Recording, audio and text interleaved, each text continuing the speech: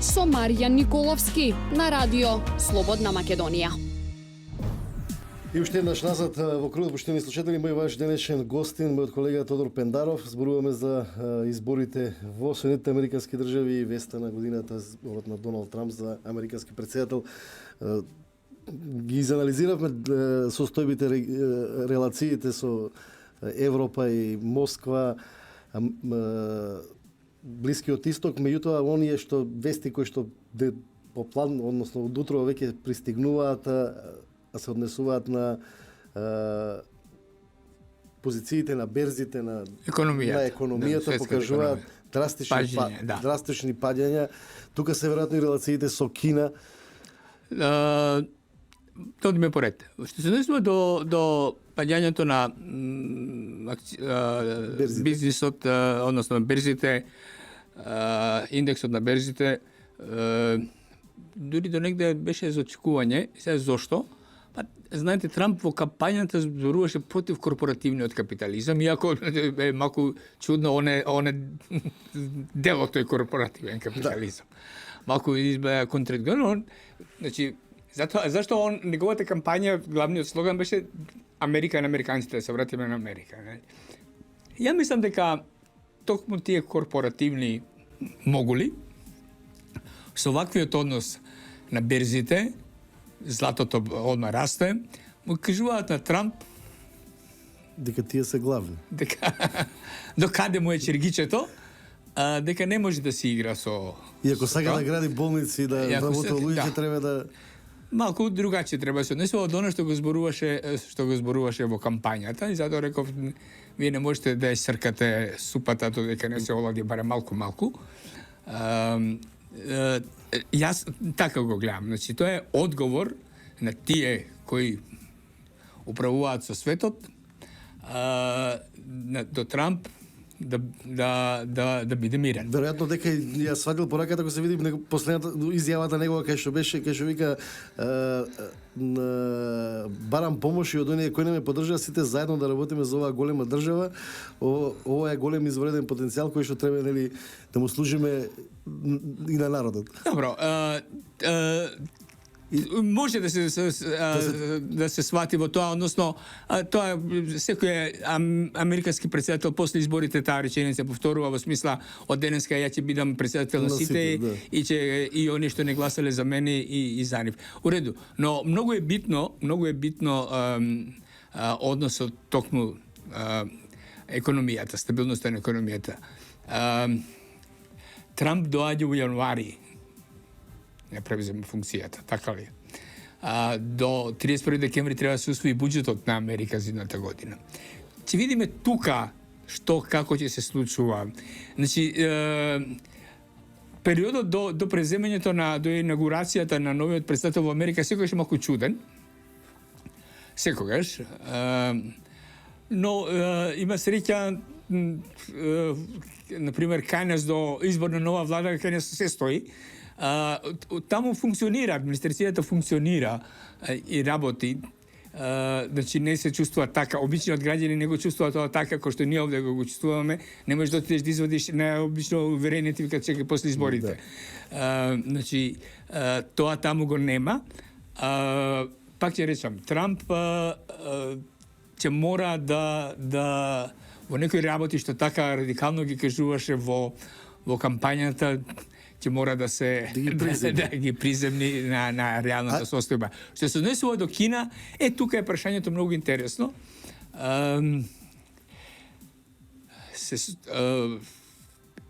Кина малте не ја поседува Америка. Па токму тоа, големиот долг што го има Кина, што ги има доларите. Второ, односот Кина се повеќе сега има апетити да биде и она жандар на овој свет, посебно во азијскиот дел, навлегува во некои интересни сфери на Америка. Тука е и Јапан кој има така голема недоверба до Кина, дори од време на време таму околу Кинеското море, за оние острови, знаете, ќе се прошетаат едни бродови и други бродови воени. Тука е Северна Кореја. Тука е Северна Кореја, која Северна Кореја, ако притисне на црвеното копче, тоа не е само дека ќе настрада Јужна Кореја или не знам или Јапан, ќе настрада и Кина. Оти кога ќе почне војната, кога ќе почне, не де Боже, ако почне нуклеарна војна, ако некој gađa Северна Кореја со нуклеарни боеви глави и Кина е тука, Кина ќе настрада исто така. Значи, не е тоа така едноставно да се каже. Мислам дека многу ќе зависи, без обзир што е таков Трамп, каков што е, многу ќе зависи од оние кои ќе бидат негови најблиски соработници. И сега сакам нешто овде да ја предупредам македонската јавност, не да ја предупредам, него да ја потсетам. Јас немам право да предупредувам никого. Еден од блиските соработници на Трамп, кои у суштина значи Трамп не е шеф на републиканската партија, не е таму малку другаче. Кој еве сега кога се излезе на бината Трамп, тој беше до него, човекот има грчко потекло. Така да не очекуваме сега Трамп утре да му нареди на својот амбасадор во Обединените нации во Советот за безбедност, ако покренеме иницијатива да гласа за уставното име. Не заборавайте дека во кругот на тие блиски соработници на Трамп, значи има, прво тој е грк, со грчко потекло има уште неколку, така да тие нормално ќе влијаат околу односот до ова. Но во секој случај мислам да се надеваме, па не заради Трамп, воопшто, ние секогаш, овој регион секогаш има подобри односи со републиканците, посебно. Тоа ми прашањето што всушност веројатно нас најмногу не засега. Инаку ние што имаме дали со републиканците или со ова. Може ли да очекува Балканот некаква другачи однос? Политиката досегашна на демократите беше веројатно насочена кон една друга политика и премногу форсирање на, да речеме, на она што се нарекува, условно кажано, албанска политика. Албанскиот фактор. Ајде да бидеме отворени и искрени, без тоа не че кога споменеме албанскиот фактор дека ние сме против албанците. Не, апсолутно. Далеко од тоа. Тоа беше реална политика. Кај нас така се сваќа, на пример, ќе дам едно мало интермецо, ако кажеме албанска мафија, одма ќе ме прогласи за македонски националиста. Да биде прашањето дека американската политика на демократите повеќе се подпираше на во некои работи, гледате, американците што американската политика што барона доаѓа на територија и вика мојот интерес овде е ваков. Тоа и тоа. Ти ќе го остваруваш или нема да го остваруваш? Ако го остваруваш, окей, ти си наш. Ако не го остваруваш, ќе бараме друг, а ти ќе го добиеш тапот, од другиот ќе го добие морковот, а ти ќе го добиеш тапот. Тоа е тоа. Ако после Дејтон, Милошевиќ речеше на американците бујрум, Open the door, или бујрум, или изволте, ќе беше друга политика на Балканот. Значи, американците имаат своји интереси и бараат локалните држави и локалните државите на таа територија, властите на таа територија, тие нивни интереси да ги спроведуваат во целост, без многу размислување, без многу полемика. Албанскиот фактор, ако збориме албанскиот фактор, се покажа дека ги спроведува интересите во целост. Оперативно. Ајде да бидеме реални и отворени. Како се одложија изборите у јуни месец? Еве да се пример. Да. Како се одложија? Отиде ли на чај кај актуелниот американски амбасадор господинот Ахмети? Отиде на чај. Чајот беше палку подолг. Долго се пиеше. Да. И после излегувањето што направи, дуи поднесе иницијатива до Уставен суд. Так. Уставен суд што направи, одма ја стави на дневен ред. Од друга страна, например, околу законот за СЈО, тактизира. Значи, ете тука се гледа влијанието позитивно или негативно? Може ли некаква промена на Балканот? Може ли да очекува нешто? И прва дама добива, нели? Добро, првата дама е Словенка, знаете, словенците прво си гледаат за себе, па после за се друго, они се посебни. Дури таа, по негде имам следно, таа првата дама, нема да верувате, била во Македонија, како девојка, уште која живеела во Севница, to je jedno malo gradče tamo negde za oni što ne poznava Slovenija, ma zna дека postoji nuklearna centrala v Krško, to je v blizinata na Krško. Znači, tamo ona bila v Ohrid, како девојка, и мислам дека има негде изјава дека многу и се допадна, сега као жена на Трамп изјавила дека многу и се допаднала Македонија, односно Охрид. Сега, за секој успешен човек своји дама, нели? Ама мислам дека некако поголемо влијание заради нејзе во американската политика во регионот би било залудно да очекуваме. Пак ќе речам, се ќе зависи од нашето однесување до оние глобални и регионални интереси на Соединетите американски држави. Ако ние се вклопиме во нив, односно се покажеме дека можеме да ги спроведеме и да ги штитиме, тогаш да. Ајде, пред крајот на емисијата, нашата колку што е за светот важен изборот на Трамп, за Македонија веројатно се едни од најважните изборите на 11 декември.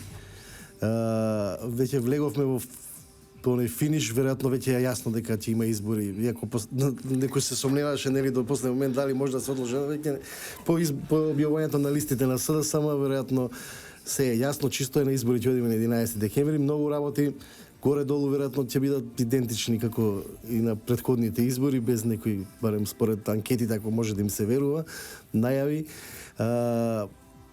Мола што сакам да прашаме, која е твоја проценка околу тоа што ќе се случува на изборите и коментар за она што беше политиката на Заев околу нели барање гласови, таргетирање кај албанските гласачи, на листите има само еден или албанеци.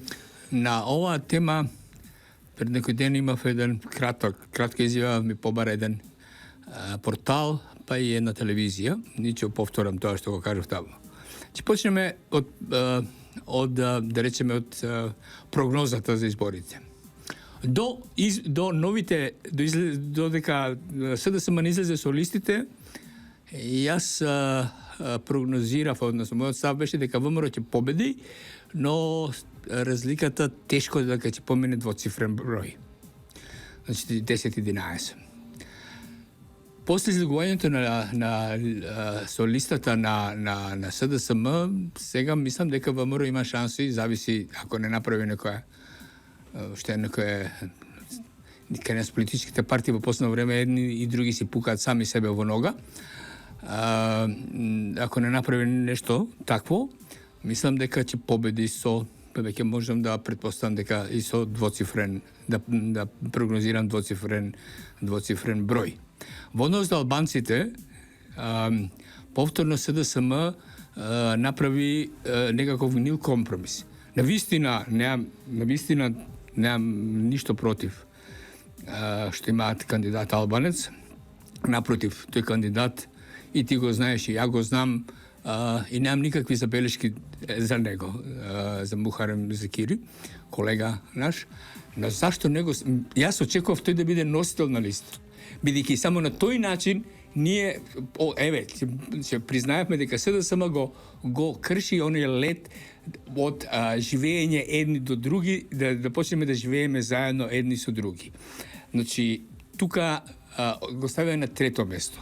Имам многу поголема забелешка за професорот Мухич, него за бидејќи неговите некои ставови. Добро, листите предизвика големи потреси внатре во СДСМ. Внатре во СДСМ предизвика големи потреси. Од оставката на Куновска, која, верувате, ја барем тоа го знам и го следам, беше доста добар пратеник кој беше оштар. И нема Лидија Димова, нема Лидија Димова, го нема координаторот, го нема Маријанчо Николовски, кој водеше комисијата за финансирање и буџет, кој секогаш имаше многу квалитетни дискусии. Без еден од најкултурните пратеници во собранието, кој ретко кога дигна глас или навреди некого, но секогаш со аргументи настапуваше. Значи, СДСМ овој пат си пукаше во двете нозе со ваквите листи. Јас ќе ја спомнам господја Тастерут. Незиниот пост го читав, е подолг, иако го вада само едното, е подолг пост на Facebook, каде што она на крај завршува со мухична листа, животот го давам, ама глас не ви давам. Значи, покажува дека во СДСМ ние зборуваме дека во ВМРО внатре нема партиска демократија, ама ова сега што се случи покажува дека ни во СДСМ од демократијата... Веројатно таму никој не ли знаел кој ќе биде на листа, ако на конгресот Куновска, ако на конгресот Куновска видела дека не е на листа, а е председател на градската организација. А Сугаревски председател, координатор, тоа добар координатор. Знаете, координаторот е многу битен, посебно кога станува збор за функционирањето на собранието. И мора да се признае дека тој беше навистина солиден координатор. До максимално ги бранеше интересите на претеничката група. Тука се дека демократска структура на партија не е да не може координаторот и председател на градска на конгрес да ги дознаат листите. Тоа е, мислам, тоа е навистина малку смешно. Велам, значи, иако бидејќи ние сме таков народ, нерационалност кај нас е многу присутна, нерационално општество. Ја мислам дека на ВМРО му одговара што победи Трамп, бидејќи сега се засилува нели атмосферата, десницата, цело време беа се зборуваше Трамп за нас и што ја знам. И мислам дека му оди во прилог на ВМРО во овој момент. Од друга страна, добро, ние сме народ кој многу брзо заборава како општество, ама мислам дека ова нема да го заборавиме, бидејќи едноставно светската јавност, пред американската и воопште светската јавност, ова се нон-стоп ќе го вртат и ќе биде присутно и кај нас на овој или нон начин. Така да ќе повеќе од емотивен карактер изборот на Трамп за председател позитивно ќе влие на положбата на ВМРО ДПМН на престојните избори. Благодарам, почитувани слушатели, тука е крајот на денешниот круг. Мој ваш денешен гостин беше мојот колега Тодор Пендаров. Зборувавме за надворешната политика и за влијанието на изборот на новиот американски председател на светската политика, особено на регионот, како и предстојните македонски избори на 11 декември. Доналд Трамп е новиот американски председател. Почитувани слушатели, ова е Круг е емисија на Трговското радио од дифузно друштво Радио Слободна Македонија. Јас сум Маријан Николовски, уредник и водител. Денеска е среда, 9 ноември 2016. Имајте пријатен ден. Круг со Маријан Николовски на Радио Слободна Македонија.